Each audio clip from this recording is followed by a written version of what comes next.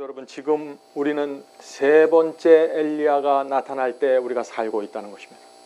그래서 이 시대에 졸고 있는 사람들은 이 세 번째 엘리야가 나타나서 지나갔음에도 불구하고 모르게 될 것입니다. 그가 누군지도 모르고 자게 될 것입니다. 두 번째 엘리야 누굽니까? 침례 요한이죠. 침례 요한이 엘리야로 나타났을 때도 그 당시 거의 모든 사람들은 그가 누구인지 몰랐습니다. 누가 그를 보냈는지도 몰랐어요. 오히려 그를 핍박하고 죽였습니다. 세 번째 엘리야가 다시 나타나는데 그때도 동일한 역사가 반복된다는 것입니다.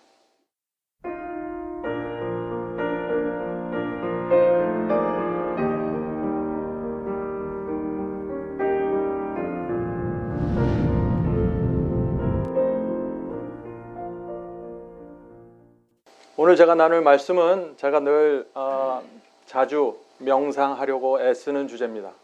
왜냐하면 이 주제가 제 마음속에 분명하게 남아있어야 제가 가는 길을 잃어버리지 않기 때문입니다. 성경은 엘리야가 3번 올 것을 말하고 있습니다. 첫 번째 엘리야가 언제 왔습니까?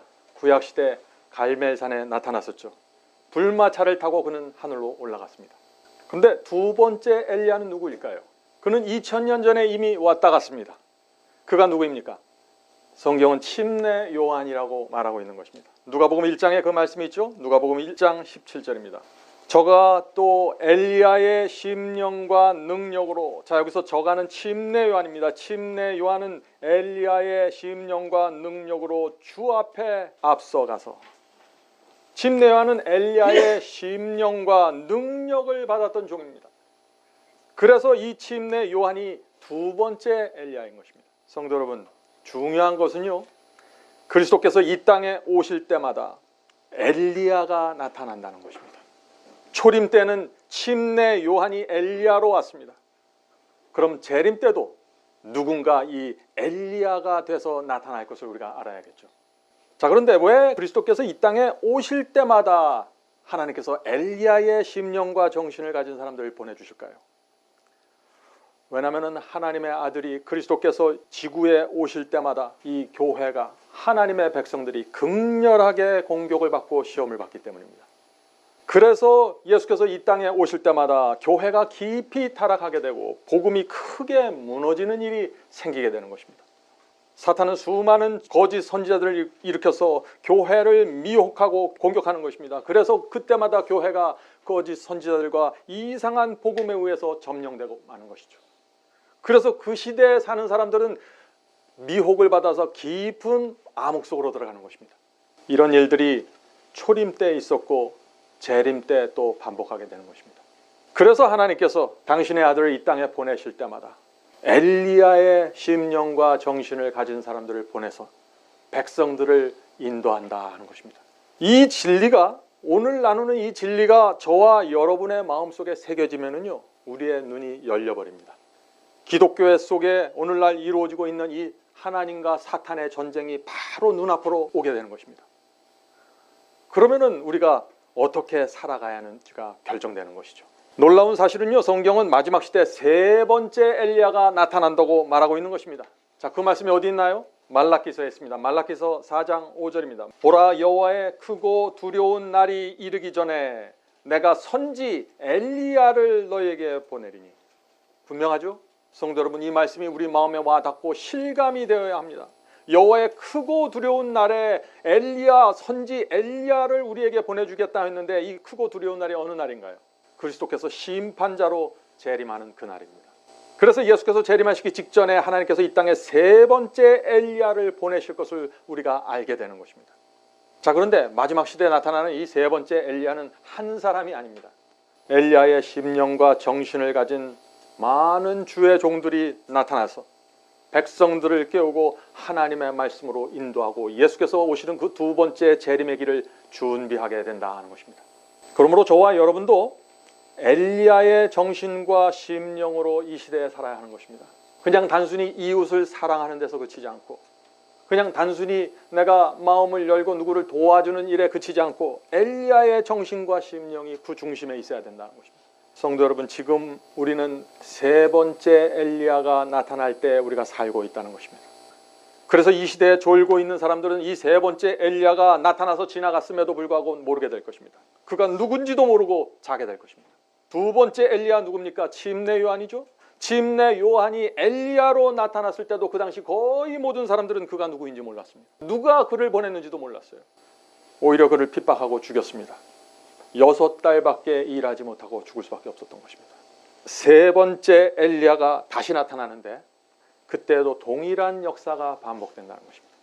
성도 여러분, 우리가 알아야 할 것은 첫 번째 엘리야, 두 번째 엘리야, 이 침례 요한, 그리고 마지막 엘리야, 이 세 번째 엘리야도 모두 동일한 기별을 전한다는 것입니다. 기별 자체는 똑같습니다. 그러므로 우리는 이 두 번째 나타났던 엘리야, 이 침례 요한이 어떤 사람이었고 그가 전했던 기별이 무엇인지, 말씀이 무엇인지 좀 살펴보면 좋은 것입니다. 만약 우리가 그것을 안다면 어떤 일이 생길까요? 세 번째 나타날 엘리야를 우리가 구체적인 정보를 좀 얻을 수 있겠죠. 자, 그래서 오늘 저는 침례 요한에 대해서 좀 살펴보려고 하는 것입니다. 요한은 어디에서 살았습니까? 광야에서 살았다고 했습니다. 30년 동안 사막같이 황량한 곳에서 홀로 살았습니다. 그는 그곳에서 메시아의 오심에 대한 예언을 연구했습니다. 그의 양심에 말씀하시는 성령의 음성을 날마다 들으면서 살았습니다. 그래서 그는 아주 단순한 삶 속에서 말씀에 집중할 수 있었습니다. 랍비들의 학교를 다니지 않았죠. 그래서 그 당시 유대 교회를 덮고 있던 이상한 거짓 복음들과 위선으로부터 벗어날 수 있었습니다. 하나님께서 침례 요한을 그 당시의 신학과 설교들로부터 분리시켜서 광야에 있게 하신 것입니다. 왜 그렇게 하셨을까요? 하나님께서 주신 그 기별만을 정확하게 이해하고 깨닫고 전달해 줄 수 있게 해서 준비시킨 것이죠. 우리에게 이런 경험이 필요한 것입니다. 우리도 때때로 광야로 나가야 됩니다. 광야에서만 들을 수 있는 음성이 있습니다.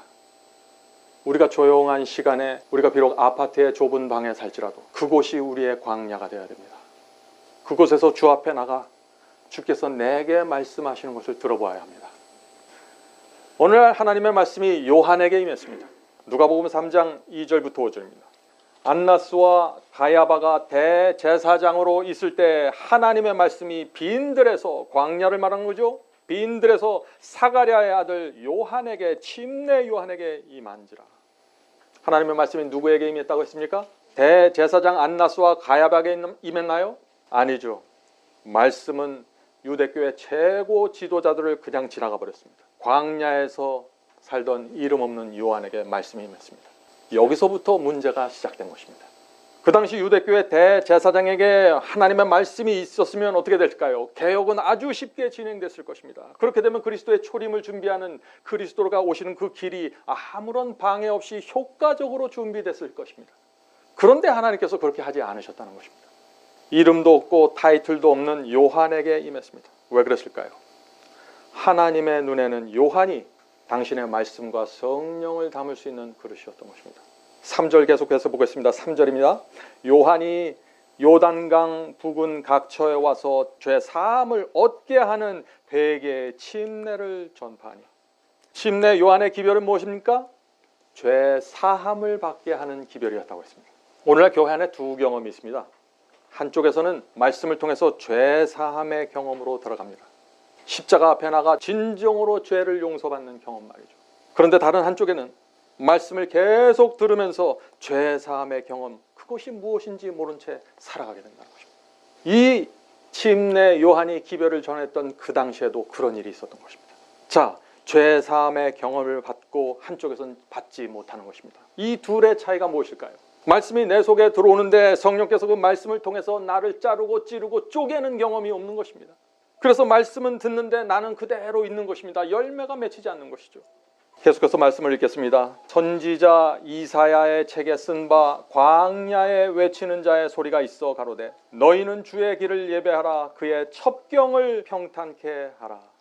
성도 여러분, 이것이 요한의 사명이었습니다. 요한은 주께서 오시는 길을 예비하는 선지자였습니다. 그런데 주께서 오시는 길을 예비한다. 그것이 구체적으로 무엇일까요? 성경은 이렇게 그 방법을, 구체적인 방법을 얘기합니다. 모든 골짜기가 메워지고 모든 산과 작은 산이 낮아지고 굽은 것이 곧 곧아지고 험한 길이 평탄하여질 것이요. 여기에 참 이상한 말씀이 나오죠. 주께서 오시는 길을 예비하는 것을 지금 설명하고 있는데 왜 갑자기 골짜기가 나오고 산이 나오고 길이 나올까요? 이 말씀이 무슨 뜻입니까? 이 말씀은 그 당시 유대 교회와 백성들의 상태를 말하는 것입니다. 그들은 도무지 하나님의 아들을 맞이할 준비가 되어 있지 않았다는 것입니다. 그들의 마음에는 깊은 골짜기가 있었습니다. 높은 산이 있었어요. 길이 있는데 구부러져 버렸습니다. 그래서 주께서 곧은 길로 오셔야 되는데, 왕의 대로로 오셔야 되는데 그것이 안 되는 것입니다. 하늘 왕을 맞이할 수 있는 준비가 안 된 것이죠. 성도 여러분, 우리 마음속에 깊이 파여있는 골짜기가 메꿔져야 합니다. 그래서 예수께서 우리 속에 들어오실 수 있는 것이죠. 마음속 깊은 곳에 숨겨져 있는 음흉한 것들이 버려져서 평탄하게 길이 준비되어야 됩니다. 산처럼 높아진 교만과 자아도 무너져서 평탄케 되어야 합니다. 마음속에 있는 굽어진 길, 비틀어진 길도 똑바로 잡혀야 하는 것입니다. 그래야만 그리스도를 맞이할 수 있는 준비가 되는 것입니다. 성도 여러분, 침례 요한이 이렇게 골짜기가 메워지고 산들이 낮아지고 굽은 것을 똑바로 펴라는 이 기별을 전했을 때 사람들의 반응이 어땠을까요? 처음에는 많은 사람들이 모여들었습니다. 그 기별을 듣기 위해서 광야까지 나왔습니다. 왜 몰려들었을까요, 사람들이? 이 백성들은 너무나 오랫동안 형식적인 예배와 의식에 지쳐있던 사람들입니다. 그 당시 수많은 사람들이 유대 교회를 뒤덮고 있던 그 거짓 선지자의 미혹에 빠져서 죽어가고 있었습니다.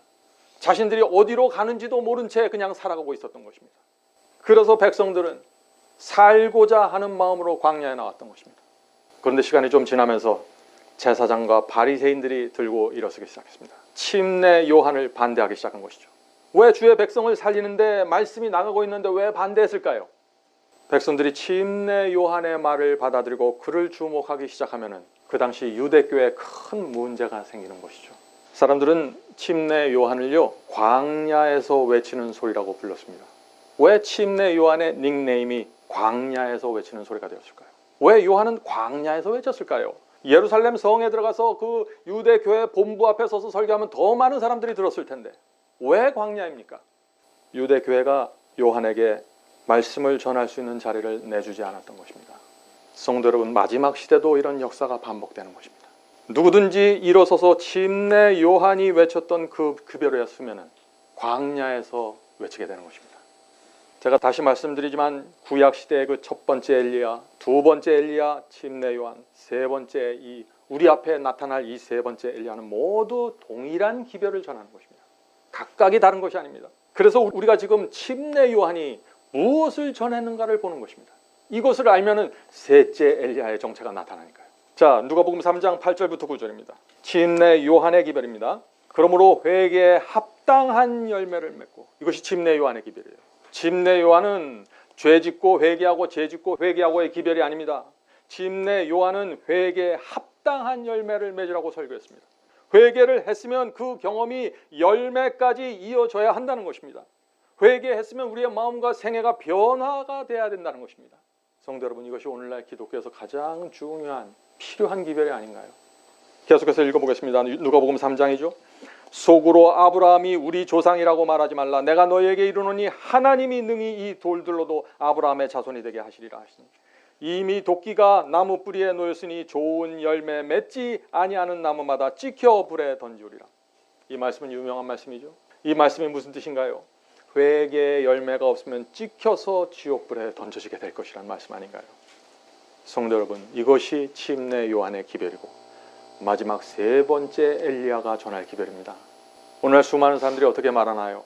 예수를 영접하면 구원받습니다. 사형리로 질문과 대답을 간단하게 주고받으면 구원이 결정돼 버리죠. 한 번 구원받으면 결코 구원을 잃어버리지 않는다고 합니다. 단 한 번의 속죄로 모든 것이 완성됐다고 얘기하죠. 이런 말씀들은 모두 침례 요한의 기별과 정면으로 충돌하는 것입니다. 그래서 문제가 있는 것입니다. 그런 말씀을 따라가면 어떻게 될까요? 침례 요한이 요구했던 그 회개의 열매가 맺히지 않게 된다는 것입니다.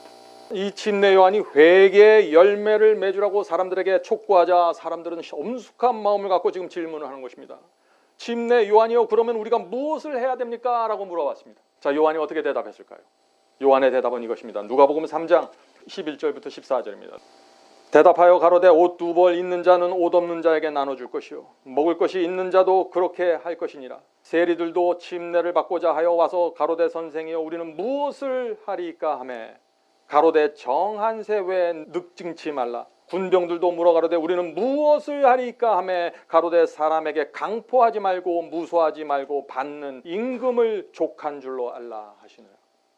자, 침례 요한이 지금 무슨 얘기를 하고 있는 것이죠? 옷을 나눠주고 궁핍한 자들을 도와주라고 했습니다. 사람들을 진심으로 동정하고 정직하게 살라고 했습니다. 받는 임금으로 만족하면서 살라고 지금 말하고 있는 것입니다. 무슨 얘기인가요? 그들의 삶 속에서 하나님의 사랑과 성품을 나타내라는 것입니다. 회개의 열매입니다. 이것이 유대인들은 하나님께서 직접 주신 계명을 갖고 있었습니다. 그들이 성경을 기록했습니다. 그들의 성소 안에 하나님의 임재가 있었습니다. 수많은 선지자들이 그들을 위해서 파송됐습니다.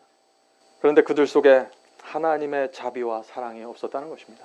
그들은 율법에 순종한다고 말했습니다. 그러나 구두쇠였습니다. 이기적이었습니다. 가난한 자를 돌보지 않았습니다. 욕심꾸러기였습니다. 자기보다 영적으로 부족한 사람들을 보면 정죄했죠. 이방인들을 보면 개취급했죠. 그래서 침례 요한이 회개의 열매로 자비와 사랑과 동정의 열매를 요구했던 것입니다. 성도 여러분, 마지막 시대의 성도들은 반드시 이런 정신을 갖고 있어야 합니다. 우리는 죄인의 폐부를 찌르는 거짓 복음에 저항하는 날카로운 엘리야의 기별을 갖고 있어야 됩니다. 그러나 동시에 불쌍히 여기고 도와주고 위로하고 어려운 자들의 손을 붙잡아주는 자비의 정신이 있어야 되는 것입니다. 침례 요한의 그 예리한 기별과 자비를 마음에 함께 붙들고 있어야 된다 하는 것입니다. 하나님께서 바로 그런 성도들을 부르셔서 마지막 세 번째 엘리야의 부르심을 그들에게 주실 것입니다. 그들에게 주께서 오시는 길을 예비하라고 할 수 있는 기회를 주시는 것입니다. 성도 여러분, 여러분의 신앙은 어떤 것입니까? 예리하기만 합니까? 아니면 그 속에 예리함 속에 깊은 자비가 담겨져 있습니까? 굉장히 중요한 사상입니다. 많은 사람들이 이것을 얻지 못해서 한쪽으로 자꾸 기울어지는 것입니다. 한 가지 주목해야 할 것이 있습니다. 하나님께서 12 제자들에게는요, 많은 이적을 행할 수 있는 기회를 주셨습니다. 베드로에게 물 위를 걷게 했죠. 귀신을 쫓아낼 수 있는 기회를 허락하셨습니다. 그런데 침례 요한에게는 한 번도 그런 기적이나 초자연적인 현상을 일으킬 수 있는 기회를 주지 않았습니다. 죽는 순간까지 침례 요한은 사람들의 눈을 번쩍 뜨게 하는 어떤 엄청난 일을 행하지 못했습니다. 그것이 침례 요한이 인기가 없었던 또 하나의 이유입니다. 마지막 시대도 마찬가지입니다. 주께서 재림하시는 그 길을 예비하라는 그 말씀 속에는 기적이 포함되지 않습니다. 왜 그럴까요?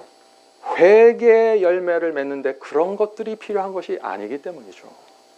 말씀과 성령의 감동을 통해서만 이 회개의 열매는 맺힐 수 있기 때문입니다. 여기에 기적이 들어가고 방언이 들어가고 귀신 쫓는 일들이 들어가면 회개의 열매가 무너지게 되는 것입니다. 다른 것을 쫓아가게 되는 것이죠. 회개의 열매가 무엇인가요? 이것은 심령 속에서 이루어지는 의의 경험입니다. 방언과 기적에 매달린다고 해서 이런 것들이 이루어지는 것이 절대 아니죠. 그런 것들에 매달면 결국 마음만 허무해지게 됩니다. 성도 여러분, 제가 질문 하나 드리죠. 하나님께서는 왜 광야에서 살던 요한을 선택하셨을까요? 그 당시 수많은 제사장들이 있었고 율법사들이 있었는데, 안나스와 바야바가 있었는데 왜 침례 요한을 선택하셨을까요? 침례 요한은요, 두 가지가 준비된 사람입니다. 첫째는 침례 요한은 예언을 이해하고 그 예언에 맞춰서 메시아를 기다리고 있었습니다. 예언에 대한 연구가 필요한 것입니다. 그는 다니엘서에 나오는 70주와 예언을 연구했고 메시아가 나타나실 그 때가 찬 것을 그는 알았습니다. 그는 때를 분별했습니다. 그래서 요단 강가로 나오시는 그 나사렛 예수를 보면서 그를 구세주로 선포할 수 있었던 것이죠. 그 말씀이 어디 있나요? 요한복음 1장에 있습니다. 요한복음 1장 26절, 27절, 29절입니다. 너희 가운데 너희가 알지 못하는 한 사람이 섰으니 곧 내 뒤에 오시는 그이나. 예수님이죠. 나는 그의 신들매 불기도 감당치 못하겠노라 하더라. 보라, 이는 세상 죄를 지고 가는 어린 양이로다. 성도 여러분, 예언을 통해서 때를 분별해야 합니다. 지금이 어떤 시대인지 알아야 합니다. 지금은 그리스도께서 오시는 길을 준비해야 할 때입니다. 그것을 위해서 우리의 인생이 집중될 필요가 있는 것입니다. 자, 요한이 가지고 있었던 두 번째, 이 둘째는 침례 요한은 하나님의 말씀을 깊이 살펴보았습니다. 말씀을 통해서 성령의 인도를 받았습니다. 그는 조용한 아침에 일어났겠죠. 아무도 없는 광야에 살았습니다. 이슬이네는 아침에 일어나서 말씀을 펼쳤고 그 말씀 속으로 들어가서 성령의 깊은 감동을 받았던 사람입니다. 성도 여러분, 우리도 이런 경험이 필요한 것입니다. 침례 요한이 영혼이 이 성령과 진리로 채워져 있었기 때문에 유대교회 전체가 일어나서 그를 반대하고 세상이 아무도 인정해주지 않았지만 말씀이 가르치는 그 길을 향해서 계속해서 갈 수 있었던 것이죠. 세상 사람이 모두 동쪽으로 가라고 해도 하나님의 말씀이 서쪽을 가리키면 그는 서쪽으로 갔습니다. 그것이 침례 요한의 신앙이에요. 그래서 예수께서 하나님께서 이 침례 요한을 끝까지 인도하실 수 있었던 것입니다. 침례 요한이 감옥에 갇혔습니다. 그 마음에 얼마나 깊은 고민이 있었을까요? 지금 자기가 기다리던 메시아가 나타났는데, 그분은 기적을 일으킬 수 있는데, 그분은 옥문을 깨트리고 자기를 구원할 수 있었는데 단 한 번도 옥중으로 방문을 오지 않는 것이에요. 그래도 침례 요한은 마음에 쓴뿌리가 없었습니다. 하나님을 신뢰하는 마음입니다. 침례 요한을 기별을 전했을 때 많은 사람들이 모였어요. 그런데 메시아가, 그리스도가 나타나면서 그 자기의 제자들이 누구의 제자가 되기 시작합니까? 썰물처럼 빠져나가면서 예수님의 제자가 됐습니다. 침례 요한이 메시아를, 그리스도를 어떻게 대할 수 있었을까요? 흔들리지 않았습니다. 광야에서 받은 그 말씀 그대로 뚜벅뚜벅 걸어갔습니다. 그것이 침례 요한의 신앙입니다. 성도 여러분, 여러분은 성경을 읽을 때 성령의 은혜가 밀려옵니까? 성경을 읽으면 그 속으로 빨려 들어가서 세상에 대한 매력을 잃어버립니까? 성경을 읽으면 육체 속에서 올라오는 여러 가지 충동들이 힘을 잃어버리고 주저앉습니까? 이것이 침례 요한의 경험입니다. 그런데 제가 처음 신앙을 시작했을 때는요, 그런 경험을 전혀 하지 못했습니다. 말씀을 읽으면은요, 그저 내 눈에 들어오고 내 마음에 남는 것은 무엇은 해야 되고 무엇은 하지 말아야 한다는 것이었습니다. 그렇게 말씀을 읽으니까 제 마음에 어떤 열매가 생겼을까요? 자꾸 나와 다른 사람을 비교하게 됐습니다. 내 주변 사람들을 정죄하게 되었습니다. 나보다 신앙이 없는 사람들을 보면 은근히 제가 무시했습니다. 겉으로는 표시하지 않죠. 젠틀하니까. 저는 세상을 사랑하는 그리스도인은 아니었습니다. 돈을 쫓아다니지도 않았습니다. 신실하게 살려고 노력했어요. 그런데 참된 복음의 경험이 뭔지 몰랐던 것입니다. 정말 주님을 알고 싶은데 그것이 마음대로 되지 않았습니다. 제 마음이 어땠을까요? 깊은 고민에 빠질 수밖에 없죠. 어떤 고민에 빠졌을까요? 내 자신을 살펴보면 이 겉모습은 돈도 버리고 세상도 버리고 다 버린 것 같은데 심령 깊은 곳에 가장 중요한 그 경험 한 가지가 빠져버린 것입니다. 절망했습니다. 그래서 어떻게 해야 될지 몰랐습니다. 제가 해야 될 개혁들은 했습니다. 고쳐야 될 것을 고쳤어요. 그런데 주께서 나와 함께 계시고 동행하는 그 경험을 몰랐습니다. 시험과 유혹이 올 때 성령의 은혜로 그것을 물리치는 하늘의 능력, 그것이 몰랐습니다. 제 마음이 어땠을까요? 너무나 낭망해서요, 한 번은 다시 세상으로 나가 그물을 던지고 나도 물고기를 잡으면서 살아야겠다, 그렇게 생각했습니다. 그런데 주님을 떠날 수가 없었습니다. 성령께서 저를 괴롭혔습니다. 떠나지 말라고 했어요. 기다리라고 했습니다. 이제 그 경험이 온다고 기다리라고 했어요. 그 당시 제가 놓치고 있던 문제가 무엇이었을까요? 말씀에 충성하는 신앙은 있었는데 하나님의 사랑과 자비가 내 마음에 스며들질 않는 거예요. 조용한 시간에 나 홀로 있을 때 하나님께서 내게 찾아오셔서 내가 너를 인정한다 하는 그 성령의 위로가 없는 것입니다. 성도 여러분, 여러분께서 좁은 길을 계속하기 원하십니까? 성령께서 주시는 확신과 위로가 있어야 됩니다. 언제요? 나 혼자 조용히 있을 때 말이죠. 처음 몇 년 동안 영적으로 힘겨운 삶을 살았습니다. 근데 하나님께서 저를 불쌍히 여기시고 찾아오셨어요. 저에게 하나씩 가르쳐주기 시작했습니다. 제가 늘 얘기하는 빚진 자의 심령에 대해서 제 눈을 돌리도록 하셨습니다. 참된 복음과 의의 경험이 무엇인지 조금씩 이해할 수 있도록 도와주셨습니다. 성도 여러분, 어느 날 갑자기 이루어지는 것이 아니에요. 복음을 이해하기 전에 깊은 구덩이에 들어가는 사람들이 있습니다. 다 그런 건 아니죠. 하나님의 도우심이 없었으면 저는 그 절망의 구덩이에서 빠져나오지 못했을 것입니다. 성도 여러분, 제가 왜 저의 과거의 이 정말 부족하고 창피한 경험을 얘기할까요? 지금 말씀드리는 이 경험이 신실하게 살려고 애쓰는 그리스도인들이 빠질 수 있는 덫입니다. 많은 사람들이 여기에 빠집니다. 세상을 사랑하는 사람들이 빠지는 것이 아니에요. 여러분들처럼 말씀에 충성하기를 소원하고 간절히 원하는 사람들이 빠지는 덫이에요. 이게. 성도 여러분, 신실하기 원하십니까? 말씀에 충성하기를 원하십니까? 그렇다면은 그것 이상으로 하나님의 사랑과 자비를 마음에 품기를 간구해야 합니다. 이 두 가지가 하나의 짝이 돼서 가지 않으면 여러분은 길을 잃어버리게 되는 것이에요. 결국에는 간절히 원하는 사람에게 경험이 올 것입니다. 그래서 우리는 날마다 십자가 앞에 나가 이 충성과 자비가 하나로 연그러져 있는 심령을 달라고 기도해야 하는 것입니다. 왜냐하면 우리 속에는 그런 마음이 없습니다. 우리의 천성은 고집스럽고 비틀어져 있습니다. 나같지 않으면 쉽게 정죄합니다. 누구나 그렇습니다. 그래서 우리는 날마다 성령께 매달려서 이렇게 기도할 수밖에 없는 것입니다. 주여, 더 이상 저는 이런 신앙이 싫습니다. 지쳤습니다. 하나님의 의와 성령의 풍요로움으로 제 영혼을 채워주시옵소서. 저에게 그리스도 예수의 마음을 받게 도와주시옵소서. 그래야만 제가 살아있는 신앙으로 살 수 있습니다. 도와주시옵소서. 저는 여러 번 이런 기도를 드렸습니다. 많은 분들이 이런 질문을 합니다. 하나님께서 이 시대에 어떤 사람들을 부르실까요? 하는 질문입니다. 어떤 사람을 하나님께서 부르실까? 바울은 이렇게 대답합니다. 고린도전서 1장 24절부터 29절입니다.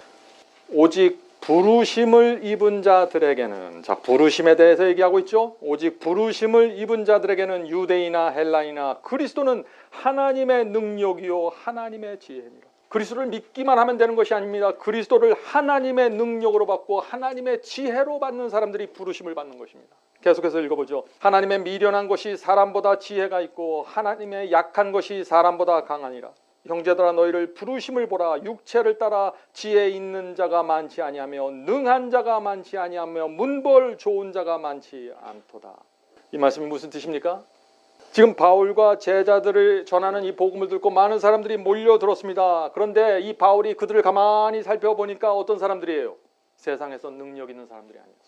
문벌이 좋은 사람들이 별로 없었습니다. 참 이상하죠? 하나님께서 이 세상에서 능력이 있고 학벌이 좋고 똑똑하고 그런 사람들을 모집하면 주의 사업이 훨씬 더 신속하고 효과적으로 이루어질 텐데 왜 그런 사람들이 부르심을 받지 못했을까요? 자아라는 높은 산이 마음을 지배하고 있었기 때문이죠. 하나님의 지혜보다 내 지혜를 신뢰하고 하나님의 능력보다 내 능력에 의지해서 살아가는 것입니다. 그래서 성령께서 그들 속에 접근하셔서 말씀해 주시면 굴복하지 않는 것입니다. 자, 바울의 말씀을 계속 들어보죠. 그러나 하나님께서 세상에 미련한 것들을 택하사 지혜 있는 자들을 부끄럽게 하려 하시고 세상에 약한 것들을 택하사 강한 것들을 부끄럽게 하려 하시며 하나님께서 세상에 천한 것들과 멸시받는 자들과 없는 것들을 택하사 있는 것들을 패하려 하시나니 이는 아무 육체라도 하나님 앞에서 자랑하지 못하게 하려 하심이라. 놀라운 말씀입니다. 우리에게 큰 위로가 될 수 있는 말씀이죠. 어떤 사람들이 하나님의 부르심에 응답한다고 했나요? 이 세상에서 미련한 사람입니다. 약한 사람들입니다. 바울은 하나님께서 천한 사람, 멸시받는 사람, 가난하고 없는 것들을 부르신다고 했습니다. 왜 하나님께서 이런 사람들을 부르실까요? 왜 이런 사람들이 하나님 앞에 나왔을까요? 미련하고 우직하기 때문입니다. 딴 생각하지 않기 때문입니다. 하나님 앞에서 잔꾀 부리지 않습니다. 그래서 하나님 앞에 어린아이처럼 굴복하게 되는 것입니다. 이런 사람들은 왜 굴복하게 될까요? 이 사람들은 자기를 압니다. 자기가 얼마나 무식하고 얼마나 약한지, 이 세상에서 멸시받고 있는데, 가진 게 없어서 참 하찮게 여김을 받고 있는데 하나님께서 자기를 부르신 것입니다. 그리고 너무나 귀하게 대해 주시는 것입니다. 이 세상 어디서도 받을 수 없는 대접을 하나님께 받은 사람들입니다. 성도 여러분, 하나님께서 이런 사람들을 찾아오셔서 너 이제부터 나를 따라와라 하면 어떻게 응답할까요? 어떻게 응답할까요? 너무나 황송해서 몸둘 바를 모를 것입니다.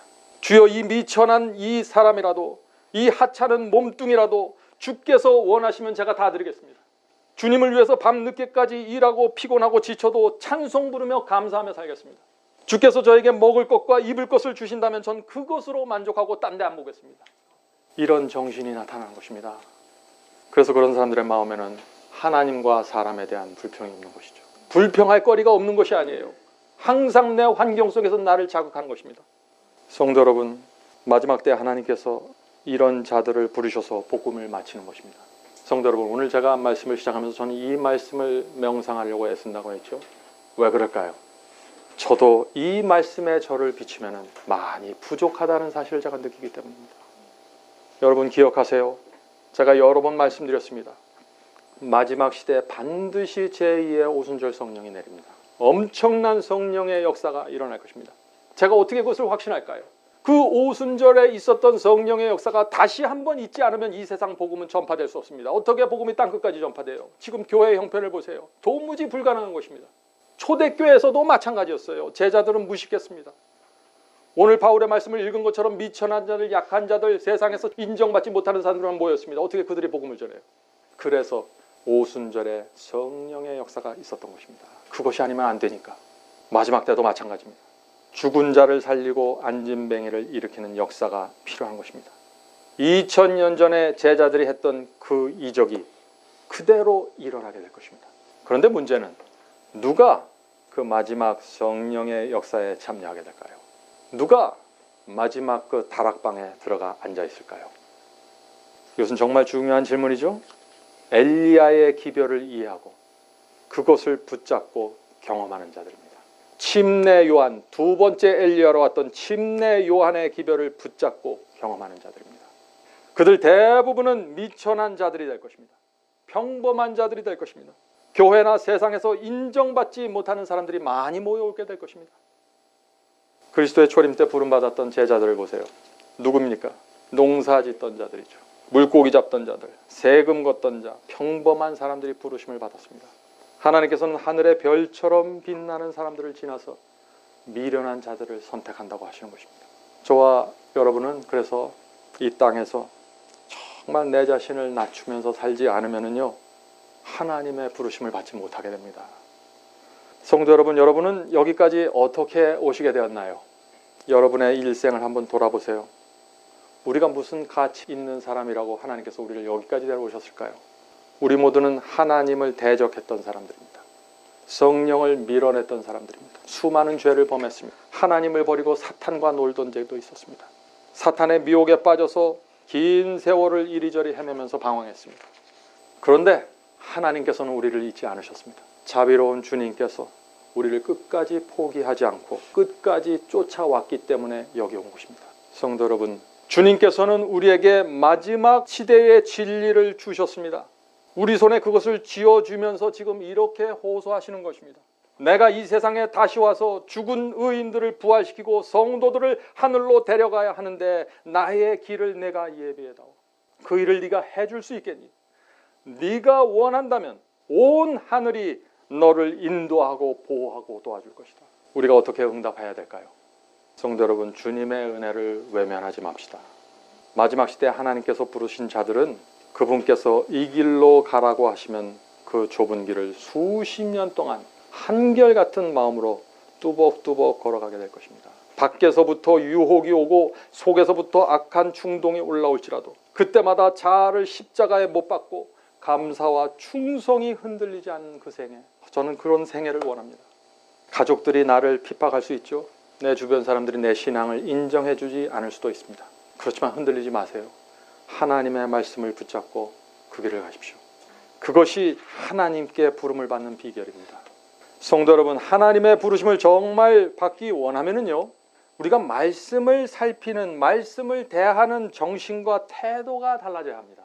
제가 그 말씀을 좀 나누려고 합니다. 중요한 말씀입니다. 베드로후서 1장 19절입니다. 또 우리에게 더 확실한 예언이 있어 어두운 데 비추는 등불과 같으니 날이 새어 샛별이 너희 마음에 떠오르기까지 너희가 이것을 주의하는 것이 가하니라. 지금 사도 베드로는 진리가, 하나님의 말씀이 우리 마음속에 확실하게 새겨지는 과정을 지금 설명하고 있는 것입니다. 첫 번째가 뭔가요? 말씀이 들어와서, 예언의 말씀이든지 복음이든지 하나님의 말씀이 들어와서 내 마음을 덮고 있는 어둠을 치워버려야 하는 것입니다. 우리 마음에서 말씀의 등불이 활활 타오르게 될 때, 그때 우리 속에 있던 것들이 하나씩 하나씩 사라지게 되는 것입니다. 하나님의 말씀과 합할 수 없는 것들이 사라지면서 죽었던 내 영혼이 살아나게 되는 것이죠. 그런 사람에게 두 번째 경험이 이루어지는데 그것이 무엇인가요? 말씀이 마음에 박혀서 샛별처럼 빛나게 되는 것입니다. 첫 번째 경험이 이루어져야 두 번째 경험이 따라오게 되는 것입니다. 성도 여러분, 이런 사람들이 하나님께 부르심을 받고 그 길을 끝까지 가게 되는 사람입니다. 왜요? 샛별이 사라지질 않아요. 아무리 어떤 시련과 고난이 와도 내 마음속에 있는 이 진리의 샛별이 사라지질 않는 거예요. 샛별이 초롱초롱 빛나게 되는 것입니다. 이제 말씀을 마치겠습니다. 성도 여러분, 우리는 잊지 말아야 됩니다. 주께서 우리를 부르신 것은 우리의 능력이나 학벌이나 재산이 아니라 전적으로 은혜라는 사실입니다. 우리에게 전혀 자격이 없습니다. 저도 마찬가지입니다. 그래서 우리가 이것을 정말 우리의 마음으로 안다면은 하늘 왕께서 나를 불러주셨고 찾아주셨다는 그 사실 하나로 만족하면서 살아가게 될 것입니다. 그런 사람들은 폭풍우 속에서도 영혼의 평안을 갖고 전진하게 될 것입니다. 성령께서 우리 모두에게 그런 경험 나눠주시길 제가 기도드립니다. 하늘에 계신 저희들의 아버지, 하나님의 은혜와 사랑을 생각할 때 저희가 어떻게 저희 자신을 드리지 않을 수 있습니까? 주님 감사합니다. 저희가 참 부족하고 죄가 많았는데 그것을 용서해 주시고 여기까지 오게 해주셔서 감사합니다. 주님, 그러나 저희는 아직도 먼 길을 가야 됩니다. 많이 부족합니다. 주님, 도와주시옵소서. 저희 마음에 늘 성령께서 역사해 주셔서 저희가 무엇을 부족한지, 어떻게 해야 되는지, 무슨 말을 해야 되는지, 어떻게 사업을 해야 되는지, 어떻게 예배 드려야 되는지 가르쳐 주시옵소서. 하나님 앞에 미련한 자가 되어 따라가기를 원하니 도와주시옵소서.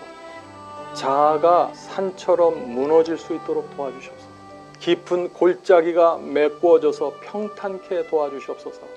하늘에 계신 아버지, 저희의 이 불쌍한 영혼을 받아주시고 양육해 주시고 성령으로 위로해 주시고 도와주시옵소서. 예수님의 이름으로 간절히 기도드립니다. 아멘.